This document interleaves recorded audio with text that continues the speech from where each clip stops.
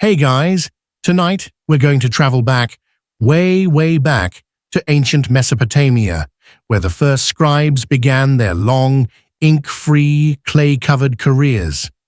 Picture it. The air is warm, the riverbanks smell of damp reeds, and every surface seems to be coated in a thin layer of dust that no broom has ever conquered.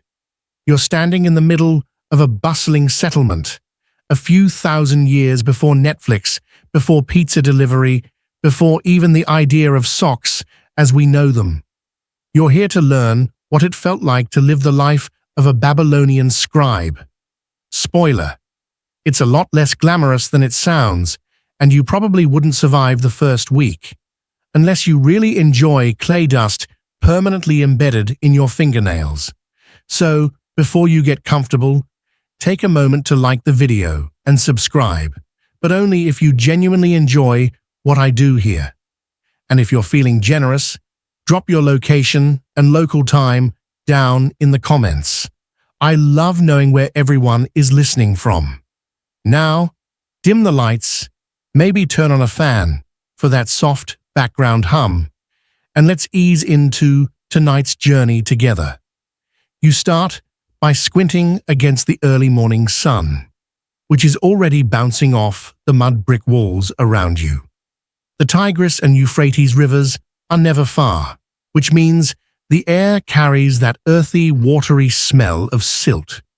Somewhere in the distance, a goat is bleating in a voice that sounds suspiciously like your uncle calling you for dinner.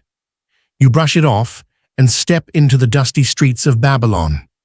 Or, depending on the century, perhaps Ur or Uruk. Cities here have a knack for springing up and collapsing like sandcastles at high tide. The first thing you notice about scribes is their status. They aren't kings, priests, or warriors, but they hold a quiet power. When the king wants a law recorded, it's the scribe who presses it into clay. When a merchant lends a sack of barley to a neighbor, it's the scribe who notes it down, ensuring nobody forgets later. Historians still argue whether scribes were respected more for their brains or resented for their nitpicky attention to detail. Imagine being the ancient equivalent of that one co-worker who insists on correcting everyone's grammar in emails. The main tool of your trade is not a pen, not ink, but clay. Endless clay. You dig it up, knead it until it's pliable, and flatten it into small, palm-sized tablets. Each one is a little sticky rectangle of potential knowledge, or potential boredom, depending on whether you're writing about epic poetry or sheep rations. Fun fact, some of these tablets are still perfectly readable today. Meanwhile, your modern grocery list from last week has already been lost to the void. Once you've prepared your tablet, you pick up your stylus, a trimmed reed, sharpened into a wedge. You press it into the clay at careful angles, creating lines and triangles. This wedge-shaped writing, cuneiform, is basically the original font. It's not cursive or block letters. It's more like trying to play Tetris with a stick. And yes, you'd better get it right the first time, because erasing means smudging clay with your finger until the whole thing looks like a failed pottery project. The role of the scribe stretches across everything: tax records, religious hymns, kingly decrees, shopping lists, and even the occasional love poem. Your job description is both accountant and novelist, with a dash of bureaucrat. It's like being forced to write receipts all day, only sometimes your receipts turn into literature. And unlike modern office jobs, you don't get a coffee machine, just water jars that may or may not have yesterday's mosquito still floating inside. The great irony: while kings and priests strutted around visibly in ceremonies, it was the scribes who kept their legacies alive. Without someone scratching their names into clay, those rulers would be as forgotten as last week's dream.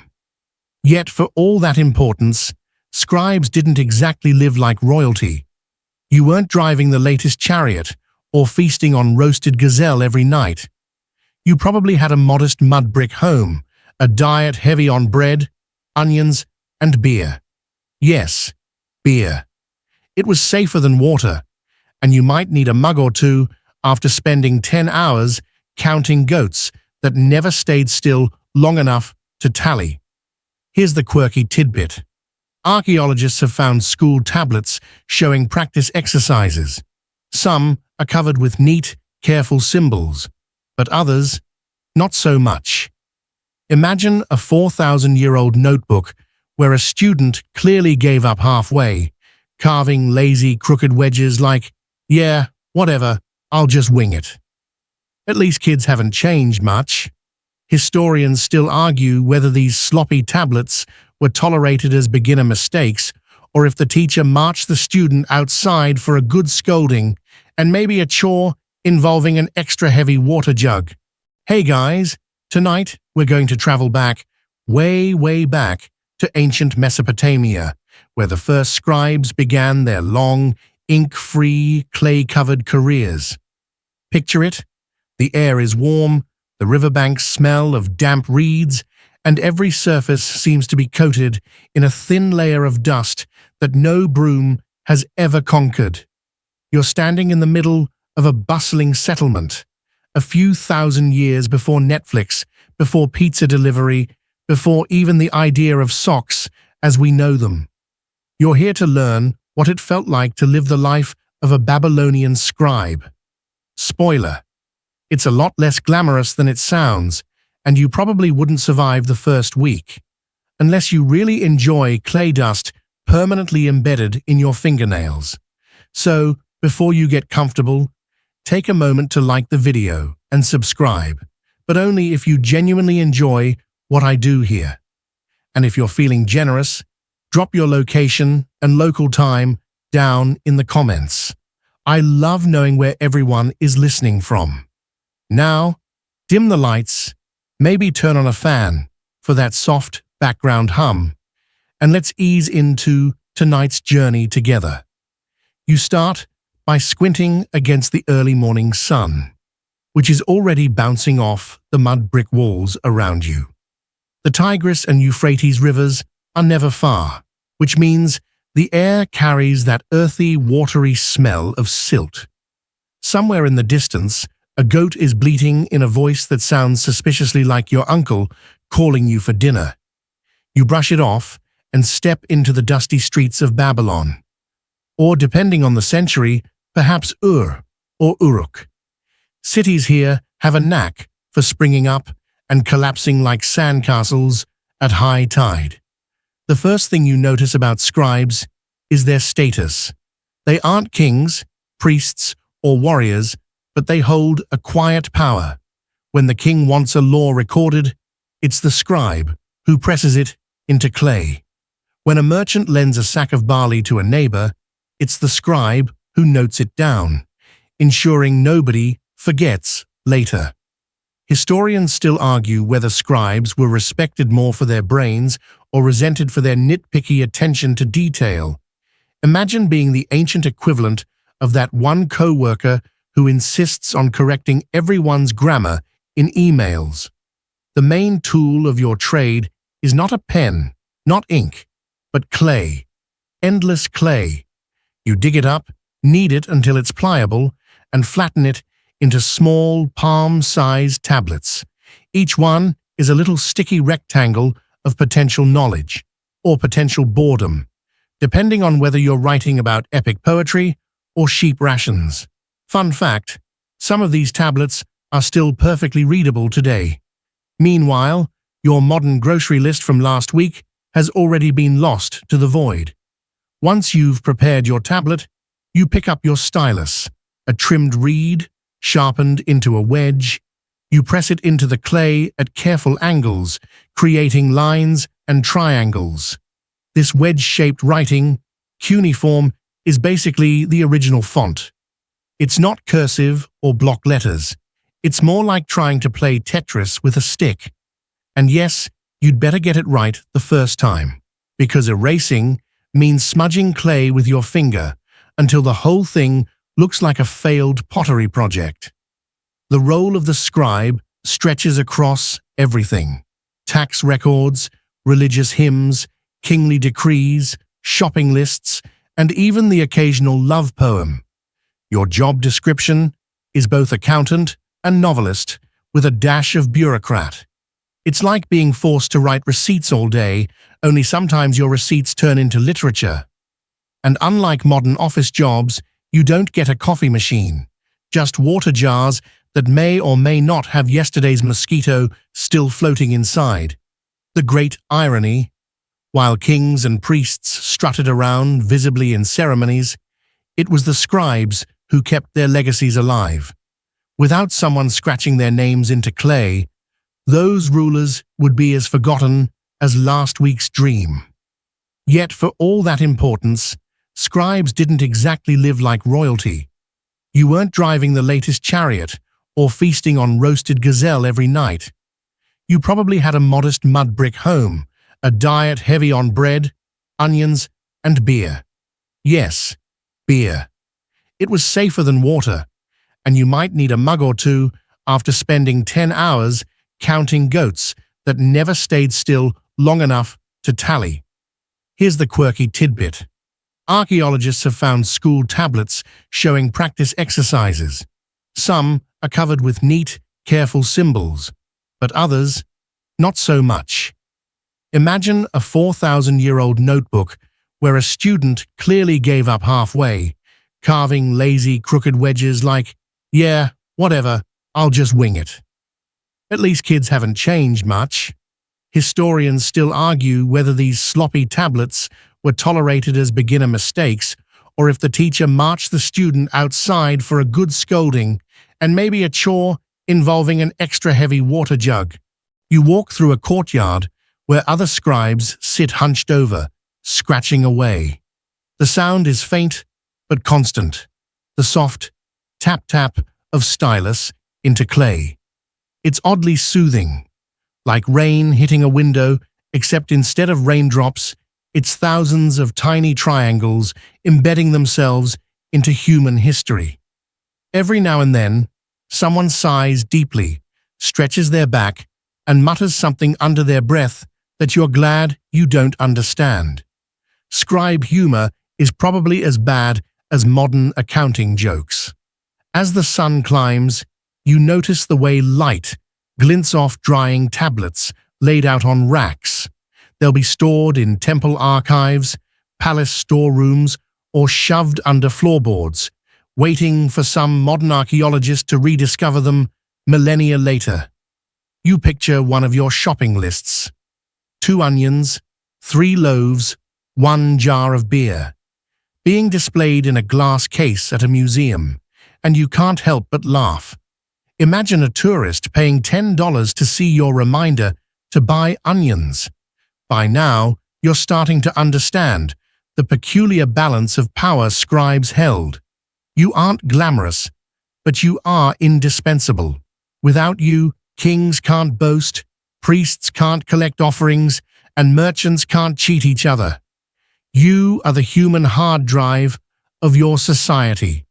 And though clay dust coats your hands and your back aches from endless hunching, you also carry a quiet satisfaction. You're literally writing the first pages of history. Of course, whether you'd actually survive this job is another question. Between the endless clay dust, the lack of ergonomic chairs, and the daily risk of sunburn, you'd probably call it quits by lunchtime. But don't worry, you're here only for the story, and there's plenty more of it waiting as your day unfolds in Mesopotamia. You're barely settled into your role as a new Babylonian scribe before reality sets in. This wasn't a career you just wandered into by accident. Becoming a scribe required years of schooling. And if you thought modern students had it rough, wait until you find yourself in the tablet house, the Adaba, where apprentices learned to carve the written word. You wake at dawn, dragging your tired feet across packed earth, clutching a lump of clay the way a modern student might carry a backpack stuffed with overdue assignments. Inside the aduba, the air is dry, the walls smell of baked mud, and the teacher, stern as a stone statue, waits with a reed stylus in hand. Not for writing, mind you, but for pointing, correcting, and occasionally smacking the desk for dramatic effect. You sit cross-legged with a dozen other children, each trying not to look too terrified. The first lessons: memorize symbols. Not letters, not even words, but hundreds upon hundreds of wedge-shaped marks, each with its own meaning. Some represent sounds, some whole words, others abstract ideas. It's like learning hieroglyphics, except instead of birds and eyes, you're stuck with combinations of triangles. Your clay tablet, moist and soft, sits in your lap. You press the stylus, trying to make the correct wedge shape, only to realize you've jabbed the clay too deeply. The teacher leans over, frowns, and mutters something under his breath. Congratulations, you've just failed your first assignment. To fix it, you smear the clay flat again, leaving behind a sloppy mess that looks like oatmeal. Modern erasers suddenly feel like a miracle. Apprenticeship wasn't just about copying neat rows of symbols. It was about repetition, endless repetition. You practice writing the word for barley 20 times, then goat, then temple tax. Your wrist aches, your back complains, and your fingers feel like they've been chewing on reeds instead of carving with them. Historians still argue whether apprentices were mostly children of wealthy families, or if talented kids from humbler backgrounds could claw their way in. Either way, one thing's clear: this was no casual hobby. You either committed to years of clay carving drudgery, or you gave up and went back to farming onions in the hot sun. Every now and then, you glance at the other kids. Some are neat freaks, producing elegant little wedges that look almost professional. Others are clearly struggling. One boy nearby has turned his tablet into a chaotic scattering of triangles, like a hedgehog rolled through it. And then there's the prankster who tries to sculpt a doodle of a donkey instead of writing grain. The teacher notices, of course, and suddenly the prankster is tasked with fetching water jars all afternoon. The moral: don't doodle donkeys on your clay homework. And yes, punishments were a real part of this training. Some surviving tablets even contain student complaints, scrawled in frustrated wedges. The teacher hit me, or he punished me with a stick. You can practically hear the ancient equivalent of, "Ugh, I hate this class." At least modern kids can vent on social media. Here, your complaints become archaeological evidence for future generations. Still, there's a rhythm to the day. Morning drills in symbols, short breaks with bread and dates, then back to copying longer texts. Sometimes you're tasked with memorizing proverbs. One tablet lists wisdom like, "A scribe who knows nothing, what is he?" Or, "He who does not listen, his learning will vanish." It's the ancient equivalent of motivational posters, except instead of a sunset and an eagle, you've got clay and wedges. Here's your quirky tidbit for the day. Some teachers apparently made students practice while singing their lines. Imagine chanting "barley, barley, barley" in a sing-song voice, while your classmates echo back like a slightly depressed choir. Whether this actually helped memory or just annoyed everyone is up for debate.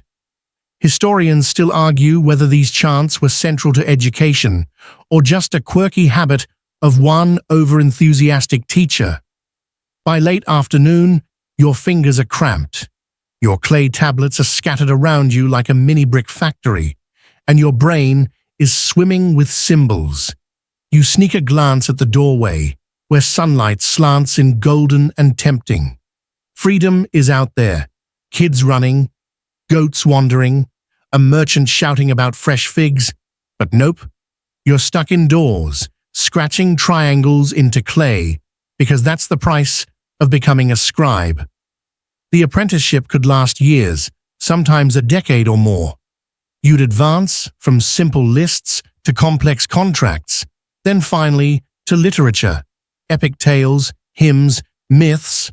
Only once you'd proven yourself precise enough to record temple accounts without losing a cow or two would you graduate to the real deal. Until then, you're just another kid covered in clay dust, dreaming of escape. But here's the funny thing. Despite the punishments, the drudgery, the aching knees, many apprentices grew genuinely proud of their skill. To be a scribe was to rise above the fields and the plow. You'd earn status, steady work, and the ability to preserve your civilization's memory. And somewhere in that tired, inkless classroom, you feel a little spark of ambition. If you can just survive a few more years of chanting barley and dodging the teacher's stylus, you'll make it. For now, though, you rub your sore hands, press one last triangle into the clay, and remind yourself, this is just the beginning. The clay dust clings to your hair and nostrils as you stumble out of the tablet house, still half hearing the echo of your classmates chanting barley in the back of your mind. At last, you get a glimpse of the wider world, the place where your skills will actually matter. The city of Uruk wakes up with you, buzzing with a rhythm that feels both chaotic and oddly familiar, like a farmer's market crossed with rush hour traffic. The morning begins before the sun even clears the horizon. You rise on a reed mat in your family's modest mud brick home. Your mother is already grinding grain with a heavy stone, the steady scrape echoing through the walls. The smell of baking bread drifts in, mingling with the tang of onions sizzling in a small clay pan. Breakfast isn't glamorous, mostly flatbread and watered beer, but it's hearty enough to fuel you through the day. You stretch, rub your stiff shoulders, and mentally prepare for another round of endless lists, tablets, and numbers. Stepping into the street, you're immediately hit by a wall of sound. Donkeys bray in protest as merchants load them with sacks of barley. Potters bang clay jars together, advertising their sturdiness by clanging them like drums. A baker shouts about fresh loaves, and a brewer tempts passers-by with frothy jars of beer. The air smells like a blend of yeast, manure, and smoke, an aroma that might make a modern visitor wrinkle their nose but to you just says, home. Your job as a junior scribe starts early. Today, you're stationed at the temple granary, where carts full of grain roll in from the countryside. Farmers arrive sweaty and dusty, leading donkeys with bulging saddlebags. Each delivery needs to be weighed, counted, and recorded, because heaven forbid anyone accidentally forgets how much grain they owe. You settle on a stool, spread a damp tablet across your lap, and begin the tedious but vital process of pressing wedges. The system is precise. Marks for numbers, marks for barley, marks for goats, marks for silver. It's like inventing spreadsheets, except you don't get autofill to copy the formulas down. You press wedge after wedge, listening to farmers argue with the overseer about whether that last basket was full or just a little light. One man insists the donkeys must have eaten some on the way, which sounds suspiciously convenient. You record the official number anyway. Scribes aren't here to play detective, just to make the record. Historians still argue whether scribes were completely impartial clerks or if they sometimes played favorites. Maybe you'd write down a generous total if the farmer slipped you a fig or two. Maybe not. Either way, the weight of responsibility rests in your clay-covered hands, and you can't help wondering whether one sloppy wedge could someday lead to a palace audit. By mid-morning, the sun is fierce. Sweat trickles down your back, clay tablets dry too fast in the heat, and your stylus keeps sticking. To keep focus, you chew absently on the end of your reed, the way a modern student gnaws a pencil. The taste is bitter, grassy, and not at all satisfying, but it beats nodding off in front of the overseer. You wonder if every scribe has teeth marks on their stylus or if it's just your nervous habit. As you work, the temple bell clangs, a heavy bronze ring that carries across the city. Priests in long robes sweep past with solemn faces, carrying baskets of bread and jars of beer as offerings to the gods. You pause for a moment, stylus hovering over clay, watching the procession. The sight is impressive, even moving, but you can't help thinking, someone has to record all that bread and beer, too. And guess who that someone usually is? Yep, scribes again. Here's your quirky tidbit for the morning. Sometimes, when scribes recorded temple rations, they slipped in doodles of animals or exaggerated numbers, almost like inside jokes. Archaeologists have found tablets with unusually fat sheep drawings, leading to speculation that some bored scribe decided to have a little fun. Historians still argue whether these were teaching exercises, acts of humor, or just mistakes.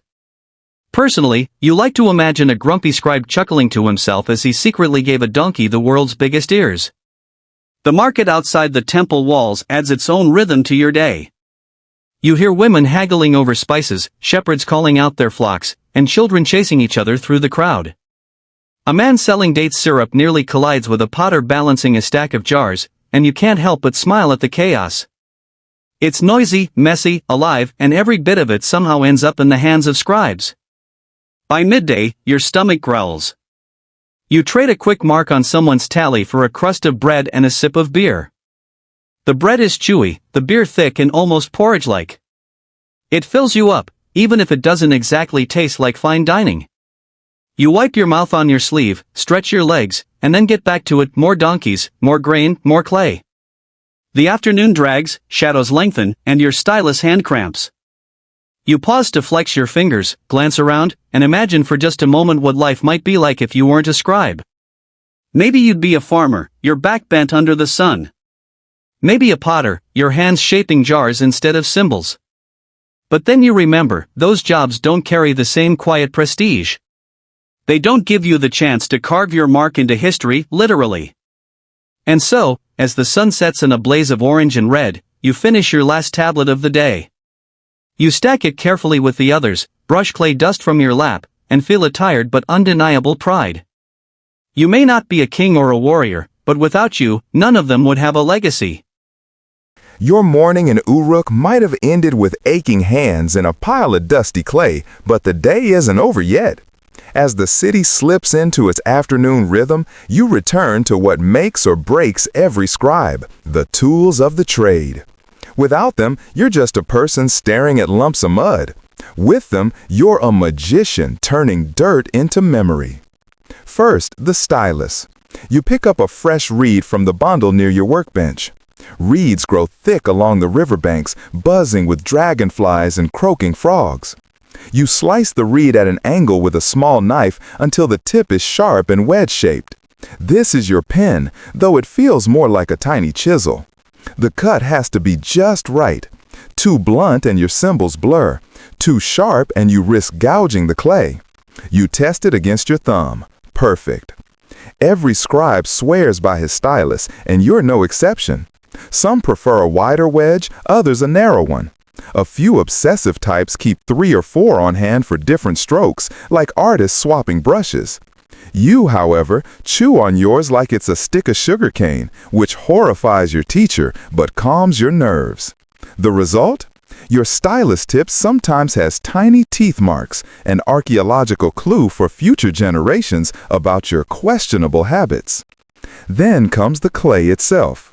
You scoop it from the riverbank, heavy and cool in your hands. Mixed with just enough water, it becomes pliable, ready to receive the stylus. Too wet, and your wedge marks smear. Too dry, and the surface cracks before you finish your sentence. You knead the clay, fold it, press it flat, then slap it into a neat tablet shape. It's messy work, and your fingernails are permanently rimmed with gray. Somewhere in the future, people will pay money for spa mud treatments, but for you, it's just another Tuesday. The smell of wet clay lingers everywhere, earthy, slightly sour, like a damp cellar. You smooth the surface, feeling its cool weight in your palms, and there's a strange comfort in the ritual. Historians still argue whether scribes prepared their own tablets every time, or if apprentices did most of the grunt work. Either way, you find yourself muttering, would it kill someone to invent paper already? You don't just write on clay tablets, though. Sometimes wax-coated boards or even stone are used for important inscriptions. But clay dominates daily life because it's cheap, abundant, and accidentally durable.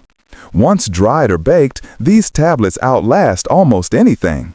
Fire destroys buildings, floods wash away walls, but those little clay blocks endure. You laugh to yourself. Your to-do list might be around longer than the king's palace.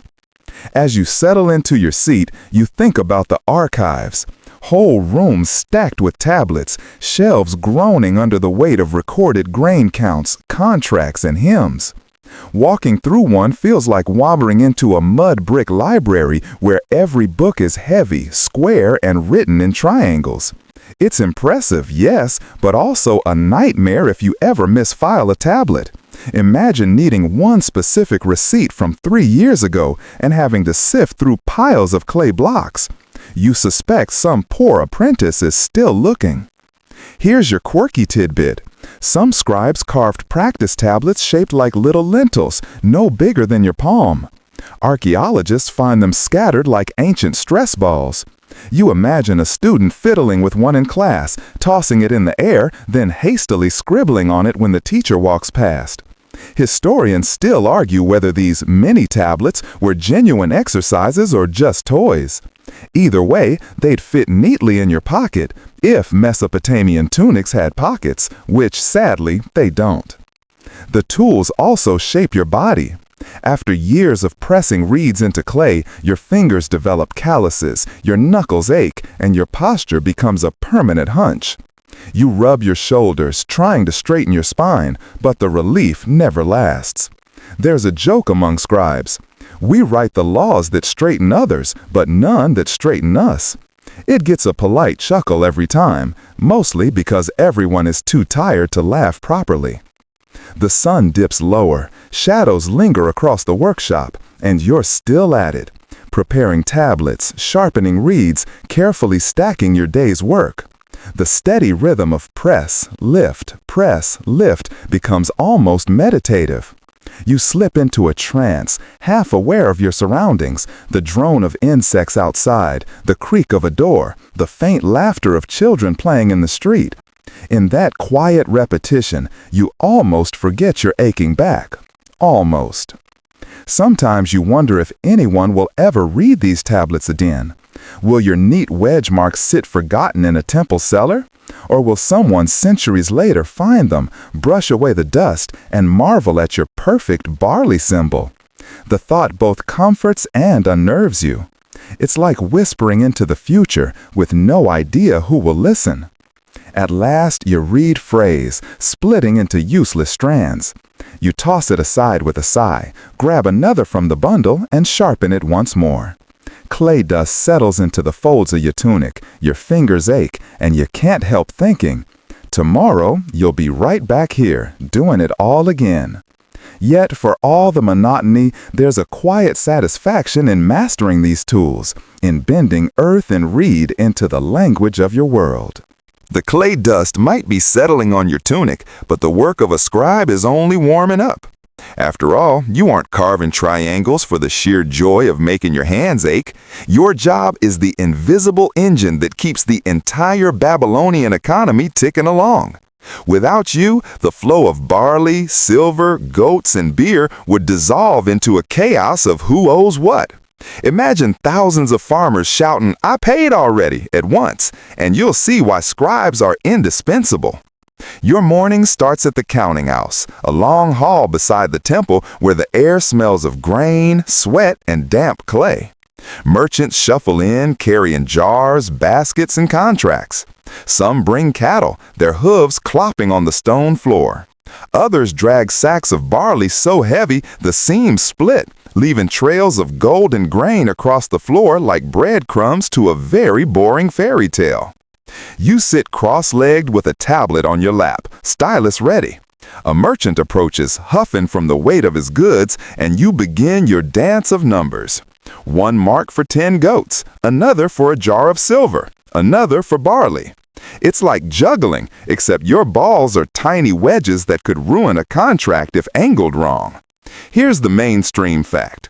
Mesopotamia basically invented accounting. Every contract, loan, and tax collection was meticulously tracked in cuneiform. That's right, before people wrote epic poetry or love letters, they wrote receipts. Humanity's first words weren't "I love you," but "You owe me 3 jars of beer." You scrawl carefully, the clay squishing slightly under your stylus when a debate breaks out nearby. A farmer insists his goats are healthier than average and should count for more. The overseer rolls his eyes, mutters something about "a goat is a goat," and you suppress a chuckle. You just write down the number. Nobody asked for your opinion. Still, it amuses you that the ancient equivalent of "my car is worth more than the trade-in value" existed millennia ago. Not every record is dull, though. Some tablets list elaborate trade routes, merchants shipping lapis lazuli from Afghanistan, cedarwood from Lebanon, or copper from Oman. You feel a thrill at the idea that your wedges connect distant lands, like the world's first global spreadsheet. Historians still argue whether scribes truly understood the vast networks they recorded, or if they were just writing down numbers without grasping the bigger picture. But sitting there, pressing neat triangles into clay, you like to think you're part of something larger than yourself. Then there are the loans. Oh, the loans. A farmer borrows seed grain in spring, promising to repay after the harvest. You note the terms: interest at 1/3, due after so many months. If the harvest fails, well, let's just say the debtor might spend more time hoeing the temple fields than his own. You wonder how many lives hinged on the neatness of your wedges. One crooked symbol and someone could owe 3 goats instead of 2. No pressure. Quirky tidbit. Some tablets survive with what look like doodles of tally marks scratched into the margins, possibly by scribes double-checking their math. Imagine the first accountant scribbling, "Does this add up?" next to a loan contract. You grin at the thought. Ancient auditors existed, and they probably weren't much fun at parties either. The day stretches into afternoon, and the hall grows stifling. Dust swirls in the air, coating your tongue with grit. You wipe your forehead, glance at your tablet, and wonder if you'll ever stop dreaming in wedges. The repetition is endless, yet necessary. The economy doesn't care if your hand cramps. Somewhere outside, children laugh and splash in a canal, free from clay tablets. You sigh and press on. Occasionally, the overseer checks your work. He scans your tablet with narrowed eyes, nods once, and grunts approval. No words of praise, no good job, just a grunt. You take it as a win. After all, in a world where a single smudged wedge could mean a lawsuit, silence is the highest compliment. As the sun dips lower, the last merchants shuffle out, their contracts safely immortalized in clay. You stack your tablets, each one drying into permanence, and stretch your aching legs. The economy will keep moving tomorrow because of you. No fanfare, no applause, just the quiet pride of knowing every goat, jar, and sack is accounted for. And as you trudge home, clay dust sticking to your skin, you can't help but laugh at the absurdity. Thousands of years from now, someone in a museum will peer at your neat wedges under glass and whisper, "Look, the first accountant." The workday might be over, but your duties as a scribe don't stop at balancing goats and tallying grain. Every so often, the overseer drops a different kind of assignment in your lap, one that feels almost indulgent compared to columns of numbers. Today, you're tasked with copying a story. And not just any story, but one of those grand, sweeping epics that makes your cramped reed stylus hand feel like it's part of something bigger than ledgers and loans. You sit cross-legged on the floor of the tablet house, fresh clay balanced on your knees. The stylus hovers, and you press the first wedge. Gilgamesh. The name itself feels heavier than barley counts or temple taxes. You've heard the tale recited by priests before, sung in slow, rhythmic chants by storytellers in the square. Now, it's your job to trap those words in clay, one careful triangle at a time. The story unfolds as your stylus dances. Gilgamesh, king of Uruk, mighty but flawed. He battles Enkidu, wrestles with gods, searches for immortality. As you carve, you wonder if kings secretly squirm reading these stories. After all, not every king comes out looking wise. Historians still argue whether scribes wrote these epics as state propaganda or as subtle critiques of their rulers.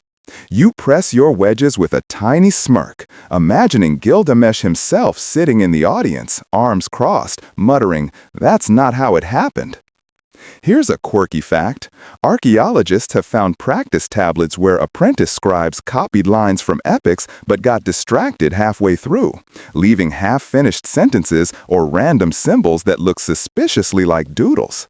Maybe one apprentice got bored during the flood story and thought, "Nope, I'm done with this rain business." You sympathize.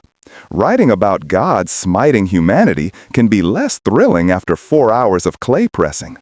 Yet, there's something hypnotic about the rhythm. Line after line, you feel yourself pulled into the tale, as though the wedges themselves are whispering. Your stylus taps against clay in steady beats, like a drum accompanying the narrative. Outside, donkeys bray, children laugh, merchants argue. But inside the tablet house, you're in the cedar forests with Gilgamesh, battling the great Humbaba. The best part? Every so often, the story sneaks in a detail so mundane it makes you laugh. Lists of gifts to gods, descriptions of banquets, or how many jars of beer were consumed after a battle. You pause, chuckling softly, because even in legends, it always comes back to food and drink. Maybe humanity hasn't changed that much after all. Of course, the clay has its own limits. Unlike parchment or paper, it doesn't allow for sprawling prose. You press a few lines, smooth the surface, and realize you need another tablet. The Epic of Gilgamesh stretches across a small mountain of clay, each tablet heavy enough to knock someone unconscious if dropped. You imagine a poor apprentice carrying a stack of them and tripping in the street, epic tumbling everywhere. The gods might not appreciate that. The pride in copying these stories is real. While numbers keep the city running, it's the stories that give it soul.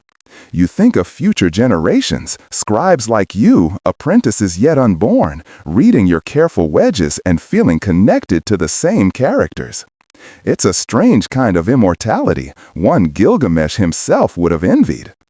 The tablet dries slowly, the wedges crisp against the clay surface. You blow a little dust away, satisfied with the neatness of your work. Tomorrow, you might be back to counting goats, but tonight, you've walked beside kings and gods. You've turned soft mud into legend. And as the last light of day filters into the tablet house, you realize something quietly profound. Numbers may hold the world together, but it's stories that keep people awake. Or, in your case, gently send them to sleep. After the intensity of palace and temple work, it's a relief to spend a day in the marketplace, observing the ebb and flow of ordinary life. You stroll through narrow streets where vendors call out their wares, baskets of figs, jars of date syrup, coils of wool, and shiny clay pots stacked precariously like miniature towers. The smell of fresh bread mixes with the tang of fish from the river, and the occasional clatter of a donkey cart makes you flinch, wishing the roads were quieter. As a scribe, your role here is subtle but crucial. You aren't just observing, you're counting, recording, and ensuring the city's economy hums. You jot down the number of goats sold, barrels of beer traded, and bundles of grain moved from one stall to another. Your wedge marks flow smoothly into clay tablets, almost like musical notation. Historians still argue whether scribes in marketplaces acted purely as recorders or sometimes influenced trades with small adjustments, favoring friends or family. You secretly hope your numbers are impartial, but you can't resist adding a tiny flourish, a wedge shaped like a little goat, just for fun. The sights and sounds are a sensory feast. Children run barefoot between stalls, chasing stray chickens, their laughter mingling with the calls of hawkers advertising herbs, spices, and the occasional exotic fruit. You smell roasted onions sizzling over small fires and the sweet, sticky aroma of date cakes. Occasionally, a vendor waves a coin at you, trying to distract you from your tally. You shake your head, stylus in hand, amused. You may be in the middle of trade, but the temptation of bribes seems universal, even in 2000 BCE. Quirky tidbit: some tablets show scribes doodling caricatures of unruly customers, small goat-like figures with exaggerated ears, or men with absurdly large hats. You imagine your ancient counterpart snickering under his breath, thinking, someday they'll dig this up and wonder what it means. Historians still argue whether these sketches were mere boredom or subtle social commentary. You like to believe they were a bit of humor to keep the day light. You navigate past merchants bartering for cloth, sometimes stopping to note weights and measures. Scales clink and the occasional fruit topples from a basket, rolling underfoot. The rhythm of this space is different from the palace or temple. It's messy, vibrant, unpredictable. And yet, even here, scribes maintain the invisible thread of order, connecting buyers, sellers, and officials through precise records. Occasionally, you pause to watch artisans at work, potters spinning their wheels, blacksmiths hammering molten metal, and weavers threading intricate patterns. You imagine the clay of your tablets capturing their labor, silently acknowledging their craft alongside yours. You scribble a few lines for the unusual transactions, a rare copper ingot changing hands, a basket of imported figs, and think about the long chain of human effort that leads to this bustling market scene. By afternoon, the sun has warmed the narrow streets, and the smell of roasted grain and sweat fills the air. Merchants shout, children shriek, and donkeys bray as if in chorus. You carefully finish your tallies, stack the tablets, and glance at the crowd. Each wedge is a record of life, small but significant, a way to hold the chaos at bay. As you leave the marketplace, tablets clutched to your chest, you notice the shadows stretching long and thin across the streets. You can hear a distant lute playing, and someone is singing a melody about gods and kings. For a moment, you imagine yourself in a different city, a different century, performing the same work, preserving the rhythm of life in wedge-shaped script. You shake your head, smiling at the timelessness of it all, and trudge home, clay dust stubbornly sticking to your tunic. After the bustle of the marketplace, you shift focus to an aspect of daily life that is both practical and peculiar: medicine and remedies. You sit at a low wooden bench in the corner of the temple, where small jars and clay tablets line the shelves like a chaotic library of cures. The smell of herbs, dried roots, and animal fat hangs in the air, sharp and earthy. Today, your task is to copy medical lists, recording treatments, dosages, and the occasional charm intended to ward off illness. Your stylus hovers over the clay as you begin with the mainstream facts. The Babylonians had surprisingly advanced knowledge for the era. They used bandages, poultices, and even attempted surgeries like setting broken bones. Instructions are meticulous. Grind a particular herb, mix it with honey, apply at dawn, repeat 3 times. You press wedges carefully, aware that a misplaced symbol could confuse an important treatment. Historians still argue whether these remedies were actually effective or if they functioned more as ritual prescriptions to reassure patients.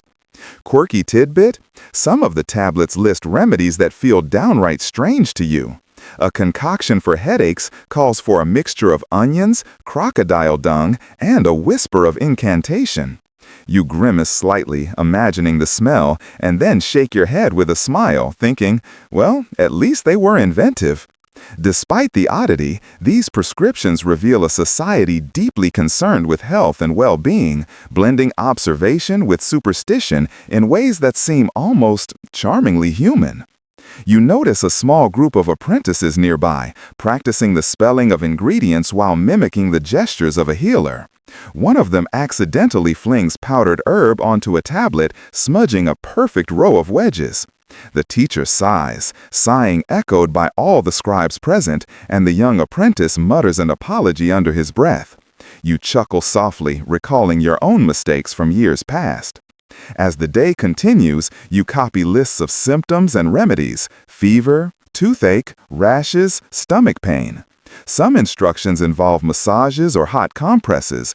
Others are purely magical, relying on chants, incantations, and ritual objects. There is a rhythm to the recording. Repetition lulls you into a gentle focus, almost like meditation. You press wedge after wedge, sometimes pausing to inhale the earthy aroma of dried herbs. Outside, the city carries on. You hear the faint bray of donkeys, the chatter of neighbors, and the splash of water from nearby canals. The contrast between the precise world of medical recording and the chaotic hum of life outside makes you smile. Life, it seems, is always a mixture of order and mess. By late afternoon, the tablets are complete. You stack them carefully, mindful of their fragile edges. Each tablet represents knowledge, sometimes practical, sometimes eccentric, always human. You step back, stretch your cramped fingers, and glance around the small workspace. The light filters softly through the reed blinds, casting long, warm shadows across the clay-strewn floor. The quiet satisfaction of the work washes over you. Tomorrow, you'll be back to counting grain or recording contracts, but today, you have preserved a small piece of Babylonian healing, blending observation, superstition, and human ingenuity in wedge-shaped permanence. You tuck your stylus away and step outside, the warm breeze brushing against your clay-stained tunic. You inhale, thinking of the smells, the sounds, the bustling city, and feel a profound connection to the tiny, persistent details that make life and history so vividly enduring.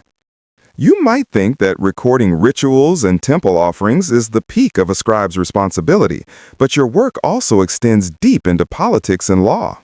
As the afternoon sun fades, you're summoned to the palace archives to copy decrees, contracts, and legal rulings. You trudge along narrow streets, clay dust coating your sandals, and pass merchants closing their stalls and children chasing stray goats. The palace feels both familiar and intimidating, a monumental mud brick structure that hums with authority. Inside, scribes bustle about, tablets clutched to their chests, voices low but urgent. Today, your task is a batch of legal contracts, sales of land, marriage agreements, and a few unusual cases that read like disputes over who gets the best goats. Your stylus hovers, ready to transform spoken words into enduring clay marks. Mistakes here aren't just embarrassing, they could affect someone's property, livelihood, or social standing. Historians still argue whether scribes had discretion in interpreting ambiguous decrees or if they merely acted as impartial recorders. Either way, your fingers tremble slightly as you begin. The contracts are precise, almost ritualistic in their wording. Each party's name, lineage, and promise must be noted accurately. One misaligned wedge could mean the difference between 2 goats and 3, which in this society is a serious deal. You marvel at the level of detail, land measurements, boundaries, the exact number of livestock, even the names of witnesses. It's like a combination of law school and accounting, with the added pressure of permanent ink, or rather, permanent clay. Quirky tidbit, archaeologists have discovered some tablets with what appear to be tiny corrections, erased wedges, scribbles, and even doodles of annoyed scribes' faces in the margins. You imagine your fellow scribes sighing mid-contract, muttering, "Yes, yes, I get it. 3 goats, now leave me alone."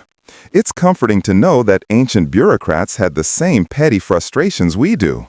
As you press wedge after wedge, you notice reoccurring disputes. Neighbors squabbling over shared irrigation channels, merchants trying to claim more than their fair share of grain, even a case where a man attempted to sell his donkey twice. You suppress a laugh, imagining modern lawyers shaking their heads over the same antics. The palace archivists glance at your work, frown at a misaligned mark, and grunt in approval. That's the closest you'll get to a compliment today.